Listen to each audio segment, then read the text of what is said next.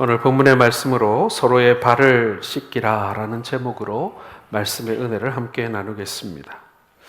사실 오늘 이 말씀은 지난주에 우리 권사회 모임에서 제가 전하기로 했던 말씀인데 당회도 있고 시간이 너무 촉박해서 미처 이 말씀을 다 전하지 못하고 아주 짧은 설교로 마쳤더랬습니다.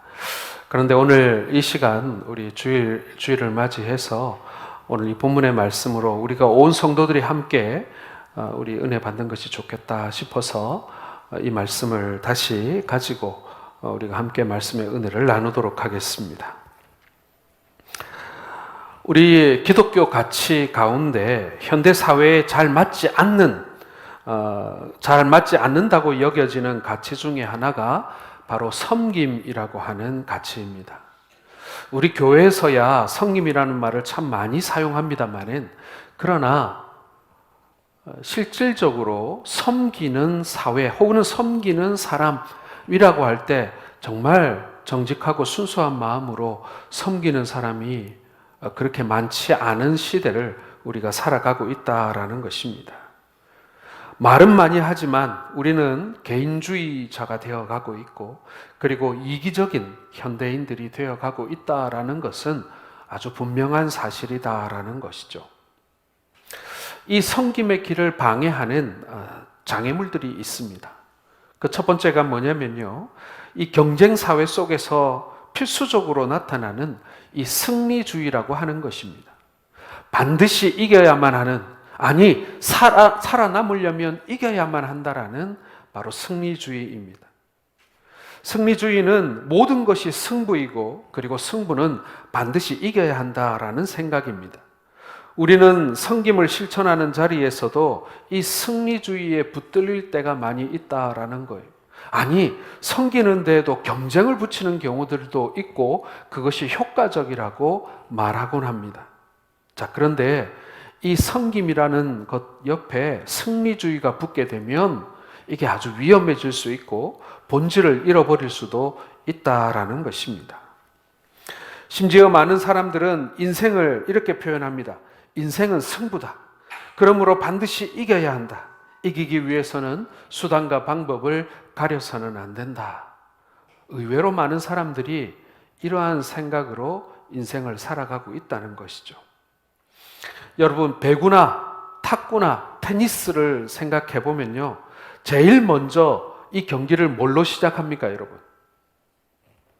이 경기의 공통점은 뭐냐면요, 서비스로 시작한다는 거예요.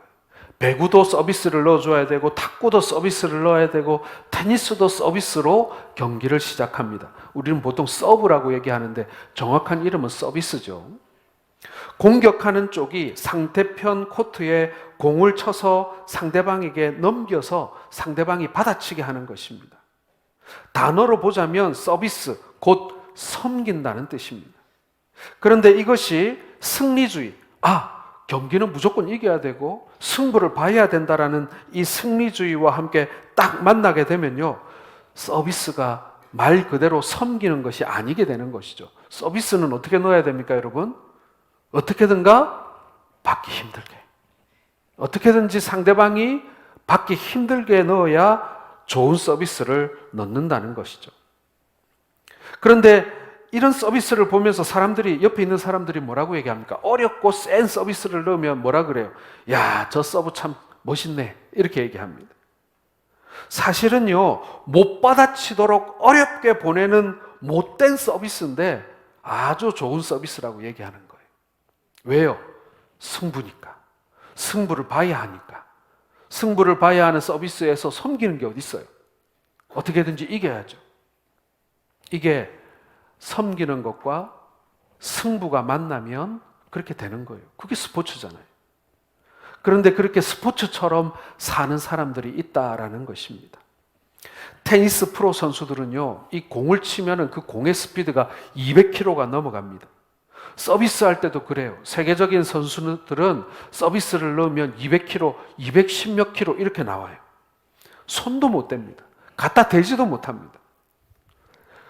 이런 강력한 서비스가 들어가서 득점을 하게 되면 뭐라고 부르냐면 서비스 에이스라고 불러요. 서비스 에이스.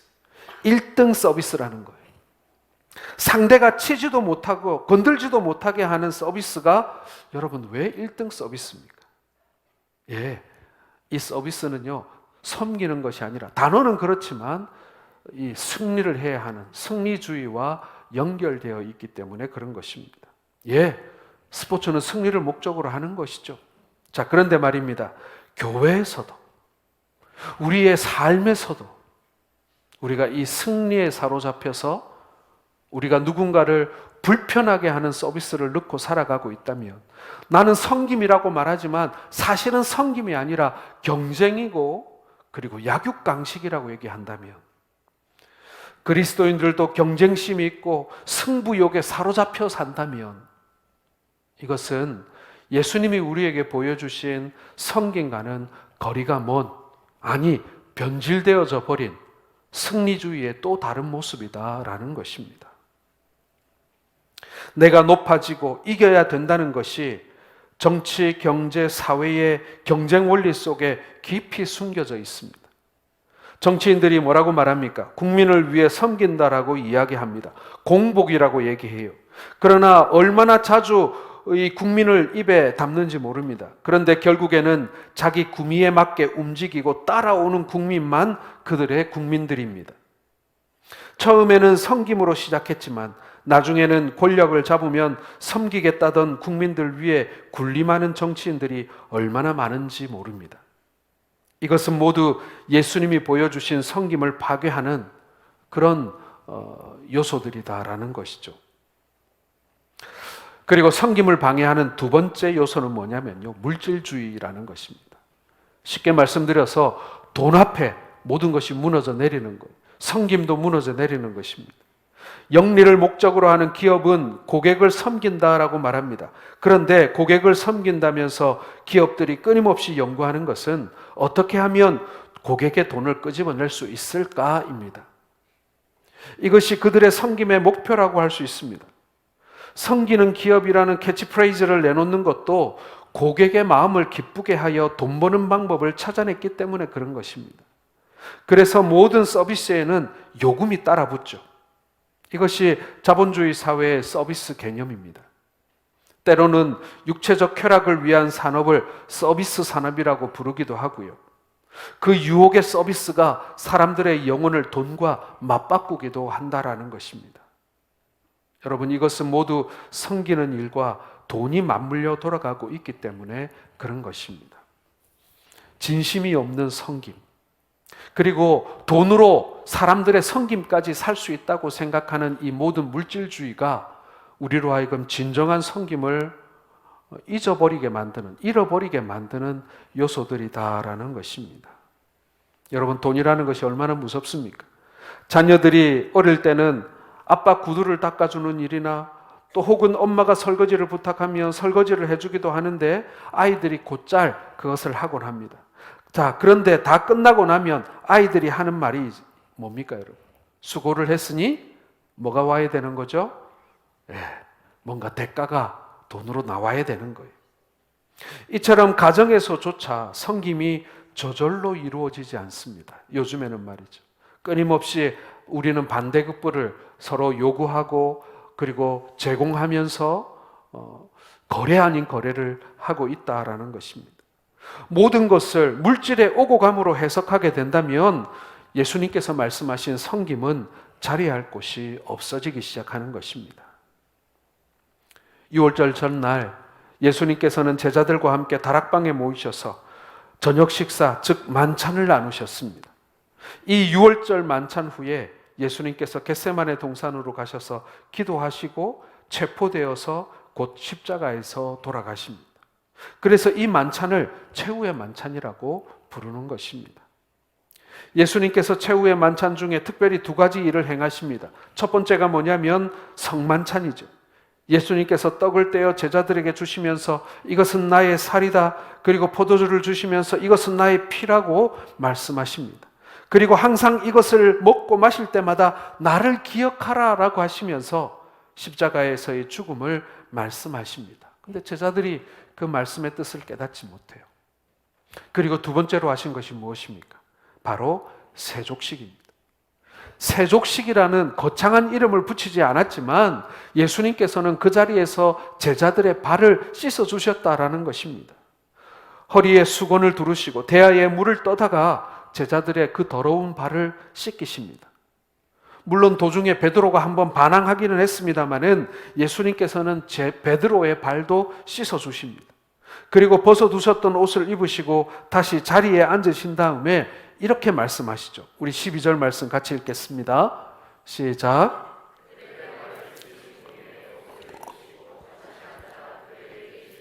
내가 너희에게 행한 것을 너희가 아느냐?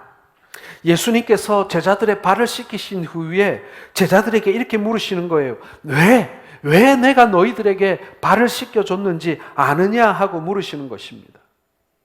여러분, 이 질문에 대한 우리 예수님의 이 설명을 우리가 살펴보면서 우리가 성도들을, 우리의 형제와 자매를 우리가 어떻게 섬겨야 하는지를 우리가 함께 살펴보며 은혜 받기를 원합니다. 우리가 함께 성도된 우리 성도들을 우리가 형제라고 자매라고 부르고 있는데 우리는 정말 형제로 섬기고 있는지 자매로 섬기고 있는지 우리가 점검해 봐야 한다라는 것입니다. 첫 번째로 여러분, 우리가 섬기는 것은요, 높은 자일수록 더욱 낮아져야 한다라는 것입니다. 13절과 14절을 같이 읽겠습니다. 시작. 내가 나를 선생이라 또는 주라 하니 너희 말이 옳도다. 내가 그러하다. 내가 주와 또는 선생이 되어 너희 발을 씻었으니 너희도 서로 발을 씻어주는 것이 옳으니라. 여러분, 겸손이라는 것이 무엇입니까? 겸손은요, 힘이 있는 사람이 그 힘을 사용하지 않는 것을 말하는 것입니다. 그게 겸손입니다. 겸손은 단순히 낮아지는 것만을 의미하지 않습니다. 가진 자가 포기하는 것, 능력 있는 자가 져주는 것이 겸손입니다. 이길 수 있지만 져주고, 갈 수 있지만 가지 않고, 또 갈 수 없지만 가주는 것이 겸손이라는 거예요. 반대는 어떻습니까? 오만이라는 건 뭐예요? 겸손의 반대는 오만 아닙니까? 오만은 무슨 뜻이냐면 힘 있는 자가 그 힘을 다 사용하는 것을 말하는 거예요. 가진 자가 더 가지려고 하는 것을 말하는 것이고요. 그만큼 가졌으면 충분할 텐데 더 많이 가져려고 빼앗고 훔치는 것을 말하는 것입니다. 능력 있고 권력 있는 자가 횡포를 부리는 것입니다. 우리는 오만한 자들을 가끔 볼 때가 있습니다. 나에게 오만하게 행할 뿐만 아니라 다른 사람에게도 오만하게 행하는 것을 우리가 볼 수 있습니다. 그들은 눈빛부터 다르며 말투마저 다릅니다. 남을 무시하고 지배하려 들고 일방적으로 명령하고 미안해하는 구석은 전혀 없습니다. 오만한 자는 목소리나 걷는 것도 티가 납니다. 우리는 오만한 사람을 보면 마음이 무척 상합니다. 나한테 뭐라고 한 것도 아닌데 제3자에게 다른 사람에게 오만하게 구는 것을 보면 우리 안에 마음의 상함이 있고 그리고 분노가 생기는 것은 왜겠습니까? 여러분, 예수님의 리더십과 영적 권위는요, 겸손함에서 오는 거예요. 예수님만큼 막강한 힘을 가진 존재가 세상에 어디 있습니까? 창조주의 권세입니다. 그런데 예수님께서는 그 힘을 사용하지 않으셨어요. 그래서 그분은 겸손한 분입니다. 예수님은 제자들의 선생이었고 주님이셨습니다. 섬김을 받아야 하는 분인데 몸소 섬김의 본을 보여주신 것입니다. 이렇게 섬김을 받아야 할 분이 낮아질 대로 낮아져서 진정한 겸손의 섬김을 하게 되면 사람들은 감동을 받는 것입니다. 그분이 바로 예수님이세요. 그분은 마구간에 오셔서 죄인들의 친구가 되어주셨습니다. 모든 사람들이 피하고 싫어하는 세리와 창기들을 만나주셨습니다. 예수님은 짐승도 머리 둘 곳이 있는데 정작 자신은 머리 둘 곳이 없는 그런 삶을 사셨다라는 것입니다. 철저히 낮은 자의 삶을 사셨다라는 거예요. 여러분, 시골에서 사신 분들은요, 시골에는 항상 참새떼가 우르르 날아다니고 말이죠.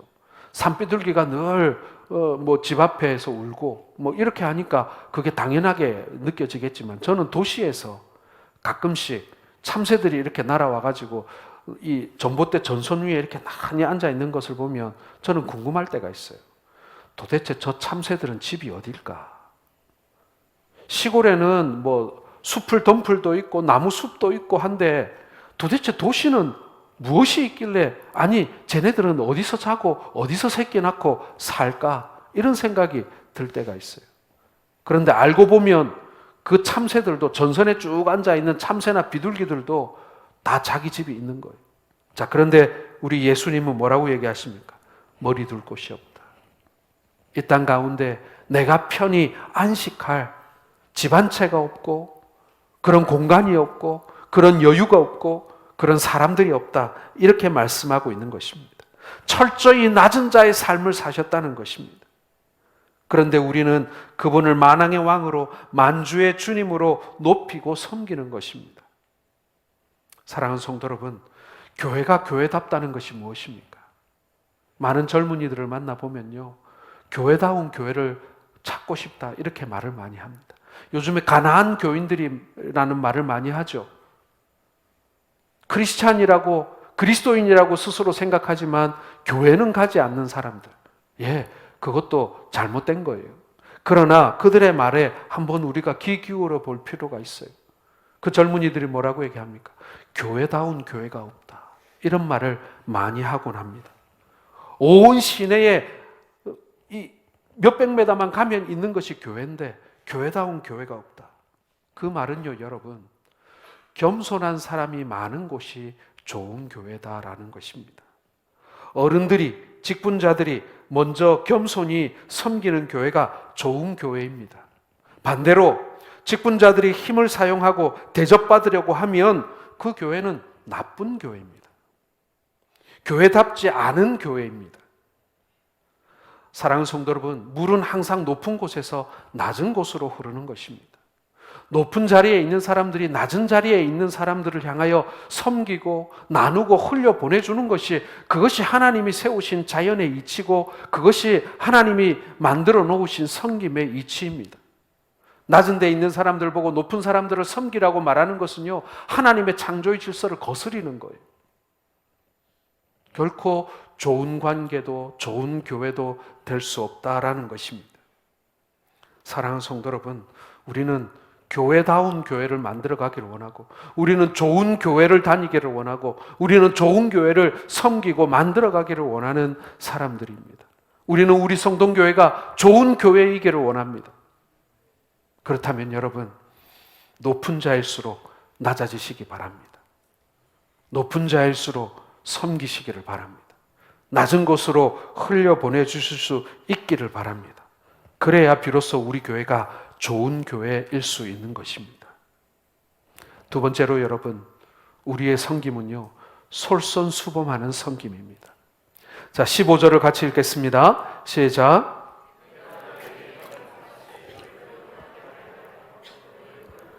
자, 예수님께서 식사 중에 말없이 일어나 허리에 수건을 두르시고 물을 떠다가 제자들의 발을 씻겨 주십니다. 이 일은 남이 하니까 나도 하고 남이 말하니까 나도 말하는 것이 아닙니다. 예수님은 남이 하지 않아도, 남들이 말하지 않아도 하시는, 남들보다 먼저 하시는 솔선수범을 보이셨습니다. 그래서 감동이 있는 거예요. 남이 시켜서 하는 일에는요, 감동이 없어요. 스스로 알아서 할 때 감동이 있습니다. 솔선수범이란 그런 것입니다. 저는요, 팀 사역을 시작한 이후로 가장 감사한 일이 뭐냐면요, 스스로 섬기기 시작한다라는 것입니다. 팀장들이 스스로 섬기기 시작하는 거예요. 여러분, 팀장은요, 우두머리가 아니에요. 여러분들 착각하시면 안 됩니다. 팀장은 대장을 말하는 게 아니에요. 팀에서 가장 높은 사람을 말하는 것이 아니라는 것입니다. 서로 섬기는 사람들입니다. 서로 섬기기 위하여 그 섬김을 이끌어내는 사람이 팀장인 것입니다. 그런데 많은 팀들이 팀장이 먼저 앞장서서 제일 먼저 섬기기 시작하는 거예요. 솔선수범을 보여주기 시작하는 거예요. 그런 팀들이 정말 열심히 일하는 것을 보게 되는 것입니다. 물론 우리가 시작한 지 6개월밖에 안 됐어요. 그래서 다 잘 되는 것은 아닙니다. 아직도 어려움이 있고 아직도 여러 가지 난점이 많이 있는 것은 사실입니다. 그런데 몇몇 팀들은 정말 너무너무 잘 섬기고 잘 하는 것을 우리가 볼 때가 있습니다. 정말 감사한 일이고요. 이것이 1년이 가고 2년이 지났을 때 우리의 팀 사역이 얼마나 풍성해지고 그리고 귀한 섬김의 장이 될 것인가에 대한 기대가 돼요.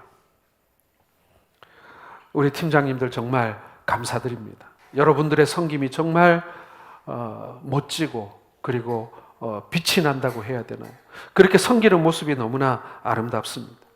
구약 성경에 아브라함과 롯에 관한 이야기가 있지 않습니까? 그들은 삼촌과 조카의 관계입니다. 가정에서 보자면 위와 아래의 관계예요. 조카 롯에게 아브라함은 큰아버지였지만 그의 아버지가 일찍 죽은 관계로 사실은 아버지와 같은 존재였습니다. 그런데 두 사람 사이에 갈등이 생겼어요. 아브라함의 목자와 롯의 목자들이 양떼를 치면서 서로 목초지 때문에 다투는 일이 발생했다는 것입니다. 당연히 이 싸움에서 어른에게 이 롯이 양보하고 물러나야만 했습니다. 자, 그런데 아브라함이 먼저 롯을 찾아가 서로 다투지 말자고 제안합니다. 네가 우하면 내가 좌하고 네가 좌하면 내가 우하겠다. 어른이었지만 모든 선택권을 양보합니다. 여러분, 아브라함이 왜 큰 사람입니까? 어른이기 때문입니다. 자식과 같은 롯과의 싸움을 원치 않았습니다. 해서 그는 롯에게 모든 것을 양보했습니다. 이렇게 솔선수범했기 때문에 가정에 평화가 임했던 것입니다. 그런데 가정에 평화가 없는 집안을 보면 누구도 먼저 하려 하지 않습니다. 왜요? 먼저 하면 손해보는 것 같거든요. 먼저 하면 채신이 떨어져 보이거든요. 양보하지 않습니다. 좀 더 이익을 취하려고 합니다. 자존심을 세우려고 합니다. 그러면 함께 망하는 것입니다. 교회도 마찬가지입니다, 여러분. 교회가 함께 망하는 길이 뭐겠습니까? 누가 하겠지. 그거 왜 꼭 내가 해야 돼? 그러면 같이 망하는 것입니다. 서로의 발을 씻겨준다는 것은요, 여러 의미를 내포하고 있습니다. 그 하나는 진정한 승리를 말합니다. 진정한 승리란요, 윈윈 게임이에요. 한 사람은 이기고 한 사람은 패배하는 게임이 아니라 함께 이기는 게임입니다.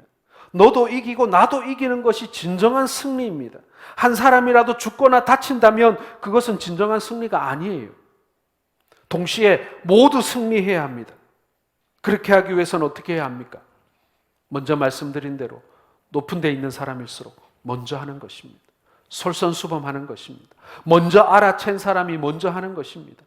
먼저 할 수 있는 여력이 있는 사람이 먼저 하는 것입니다. 뿐만 아니라 모두가 윈윈하기 위해서는 한 가지가 더 필요합니다. 그게 뭐냐면요, 공감해 주는 것이 필요하다라는 거예요. 공감해 주는 것. 상대방의 형편과 상대방의 입장을 공감해 주는 것이 필요합니다. 한 마을에 서로 대문을 마주하고 있는 두 이웃이 있었습니다. 한 집은 넓은 초원에 많은 염소를 키우고 있었고 그 옆집에는 사냥꾼이 살고 있었는데 아주 사나운 사냥개를 키우고 있었습니다.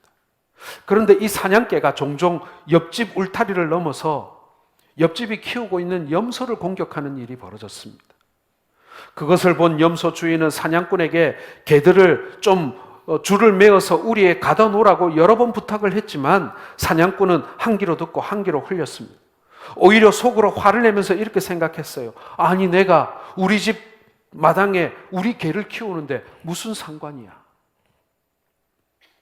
개가 가끔씩 그렇게 짐승도 물 수도 있고 그럴 수도 있지. 째째하게 그거 가지고 말이지. 며칠 후 사냥개는 또 옆집 울타리를 뛰어넘어 염소 새끼 몇 마리를 물어 죽이고 말았습니다. 화가 난 염소 주인은 더 이상 참지 못하고 마을에 판사를 찾아갔습니다. 염소 주인의 사연을 들은 판사는 이렇게 말했습니다. 정말 당신 화가 나겠네요. 정말 당신의 입장을 이해합니다. 그런데 만약에 말입니다, 내가 사냥꾼의 개를 가두도록 명령을 한다면 그럴 수 있습니다. 나는 판사니까. 그러면 당신은 친구를 잃어버리고 적을 얻게 될 것입니다.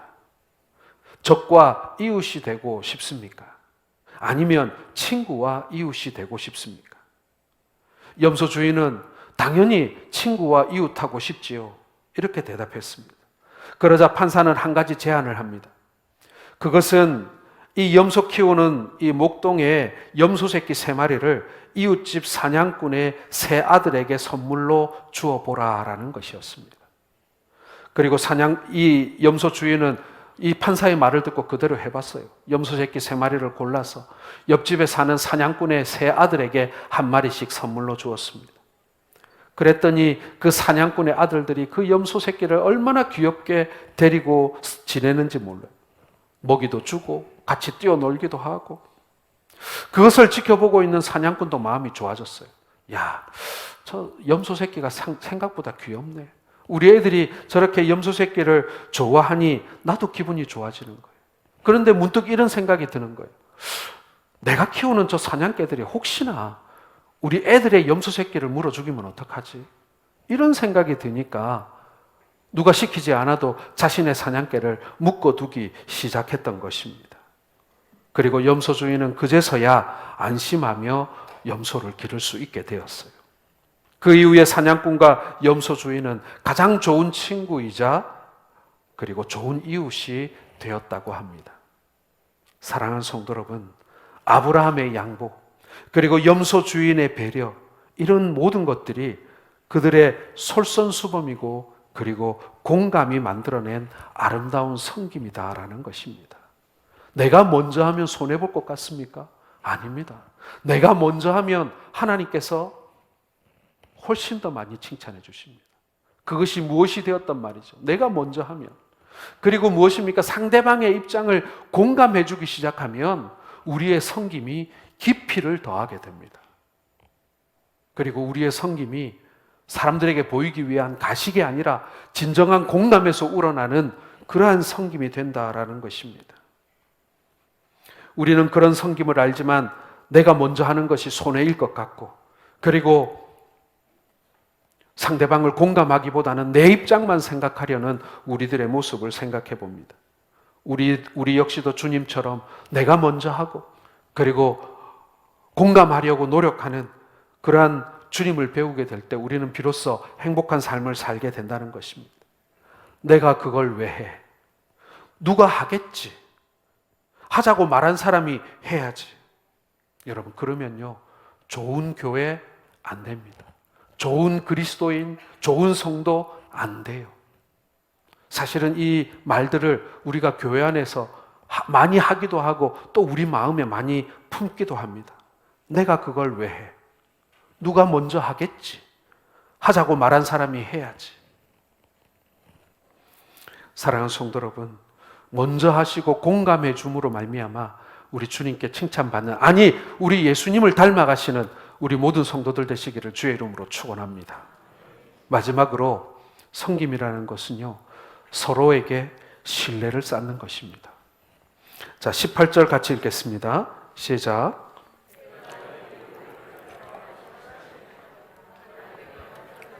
누구인지 알미라. 그러나 내 떡을 먹는 자가 내게 발꿈치를 들었다 한 성경을 응하게 하려는 것이라.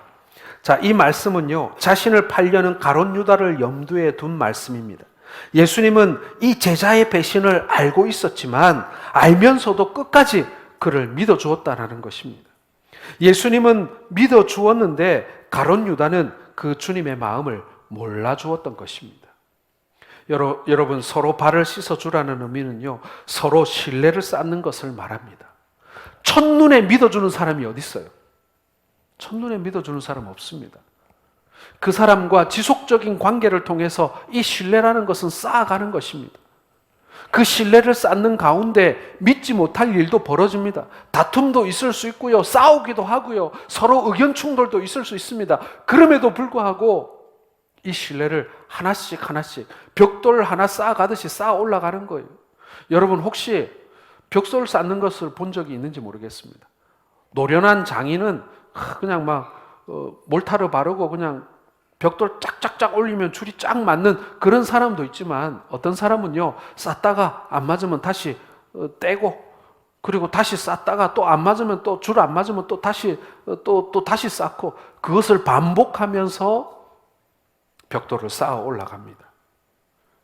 신뢰를 쌓는다는 건 그런 거예요. 완벽한 관계는 없습니다. 어떻게 완벽할 수 있습니까?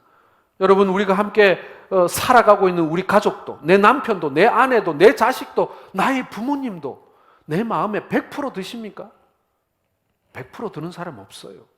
내 피부치도, 내 속으로 낳은 자식도 100% 마음에 안 들어요. 그런데 남은 어떻겠어요? 예, 남도 내 마음에 쏙 맞는 사람 그렇게 없습니다. 서로 맞춰가며 신뢰를 쌓는 것입니다. 모든 문제는 서로 믿지 못하는 데서 발생합니다. 우리가 한 교회를 다니고 한 교회 성도라고 말하지만 다 믿는 것 같지만 다 안 믿잖아요. 그 사람의 말과 행동과 인격을 우리가 믿어가야 하는데 우리가 그 믿어가는 과정이 어느 날 갑자기 하루아침에 형성되는 것이 아닙니다. 쌓아가는 것입니다. 서로 발을 씻어주는 것은요, 일방적으로 한쪽에서만 씻어주는 것이 아닙니다. 신뢰라는 것은요, 서로 노력해야 쌓여 올라갈 수 있는 거예요. 다툼도 마찬가지잖아요. 다툼도 한쪽만 잘못해서 생기는 것이 아니라 서로 쌍방과실이 많습니다. 서로 이렇게 하다 보니까 싸움이 나는 거예요. 섬김도 마찬가지입니다. 서로 섬겨야 됩니다. 그래야 그 관계가 오래가고 그리고 높이 쌓아 올라갈 수 있는 것입니다. 예수님만 제자들을 신뢰한 것이 아니라 제자들도 서로 신뢰하고 발을 씻겨줄 때 행복이 찾아오고 그리고 건강한 교회가 되고 건강한 가정이 되는 것입니다. 예수님이 주와 선생으로서 제자들의 발을 먼저 씻겨준 이유가 뭡니까? 너희들도 서로 씻겨주라고 그렇게 하신 것입니다. 오늘 이 요한복음의 말씀을 주님께서 우리에게 주신 이유는 무엇입니까? 주와 선생 되신 그분이 우리의 발을 씻겨주셨다. 거기서 끝나버리는 게 아니죠. 황감하게 어떻게 그럴 수가 있나? 어떻게 예수님이 나를 위해서 죽을 수가 있나? 너무너무 감사하고 거기서 끝나면 안 되는 거예요. 예수님이 우리를 위하여 십자가에서 죽으신 것처럼 우리도 우리 형제를 위해서 십자가에서 죽으실 수 있기를 바랍니다. 우리 예수님이 보여주시고자 한 것은요, 내가 너희를 위해서 얼마나 장렬히 죽었는가를 보여주시는 것이 아니에요. 너희도 서로 이렇게 너희들 위해서 서로 죽어야 한다라는 것을 말씀해 주고 있는 것입니다. 우리 사회의 문제는 불신입니다. 많은 교회의 문제도 결국 불신입니다. 서로가 서로를 믿지 못합니다. 이런 불신의 사회는 결국 망하게 되어 있고 그런 불신이 팽배한 교회는 결국 망하게 되어 있습니다. 그러나 신뢰가 쌓여 있고 서로를 향한 신뢰를 가지려고 노력하고 그런 교회는 비로소 좋은 교회라고 우리가 말할 수 있는 것입니다. 우리 성동교회가 그런 교회 될 수 있기를 바랍니다. 서로 발을 씻기는 것, 그것은 결국 서로의 신뢰를 쌓을 때 가능한 것입니다. 교회도 서로에게 신뢰가 필요합니다. 말로만이 아니라 실제적인 신뢰를 보여주어야 합니다. 말은 저래도 좋은 사람이야. 말은 저래도 저 사람 알고 보면 사랑이 있는 사람이야. 맡겨주면 잘할 사람이야. 우리가 믿고 한번 기다려봐. 여러분, 우리 교회가 이러한 문화가 그리고 이러한 분위기가 만들어질 수 있기를 바랍니다. 이제 말씀을 맺겠습니다. 신앙생활이라는 것은 나름대로 새로운 무엇인가를 하는 것이 아닙니다. 예수님을 그대로 닮아가는 것입니다. 따라하는 것입니다. 흉내내는 것입니다. 예수님의 본, 모양, 모델대로 따라하는 것입니다. 여러분, 다른 거 새로운 거 만들려고 하지 마세요. 우리가 새로운 무언가를 하려고 하면 어려움이 따르지만 본을 보고 그대로 따라하면 쉽기만 합니다. 그래서 신앙생활은 예수님께서 보여주신 본을 따라 그대로 하면 되는 것입니다. 출애굽기에 보면 예수님께서 모세에게 성막을 지을 것을 명령하십니다. 그리고 그것에 관하여 모든 사람들에게 자세히 알려주십니다. 치수는 얼마로 하고 디자인은 어떻게 하라고 지시하십니다. 모세는 하나님께서 알려주신 그대로 일을 수행합니다. 자신의 취향, 자신의 생각, 자신의 의지대로 하지 않습니다. 디자인도 멋대로 바꾸지 않아요. 본을 따라가는 것을 가리켜 여러분 순종이라고 합니다. 순종이라고 하는 것은 마음대로 하는 것이 아니라 모든 것에 본을 보이신 예수님께서 하신 대로 따라하는 것을 말씀합니다. 항상 따라한다는 것이 재미없을 수도 있습니다. 왜요? 우리 모두는 내 마음대로 하고 싶은 마음이 생기니까요. 그런데 기가 막힌 것은 그대로 따라했더니 죽은 자가 살아나고 30배, 60배, 100배의 열매가 맺히는 기적이 일어나더라는 것입니다. 여러분 16절과 17절을 같이 읽겠습니다. 시작. 내가 진실로 진실로 너희에게 이르노니 종이 주인보다 크지 못하고 보냄을 받은 자가 보낸 자보다 크지 못하나니 너희가 이것을 알고 행하면 뭐가 있다고요? 복이 있으리라. 인생에서 참된 복은 돈이나 성공이나 건강이나 명예에 있는 것이 아닙니다. 오늘 17절 말씀처럼 내가 이것을 알고 행하면 복이 있느니라 라고 한 것처럼 주님이 보여주신 섬김의 본을 그대로 따라할 때 하나님께서 약속하신 복이 있다라는 말씀, 여러분 이 말씀을 믿으시길 바랍니다. 예수님이 보여주신 겸손과 솔선수범과 공감과 끝까지 믿어준 그 신뢰를 여러분 우리가 우리의 삶에 그리고 우리의 관계 속에 또 우리의 교회 속에서 실천함으로써 더욱더 하나님이 주시는 큰 복을 많이 누리고 복된 삶을 살아가시는 우리 모든 성도들 되시기를 주님의 이름으로 축원합니다. 기도하겠습니다.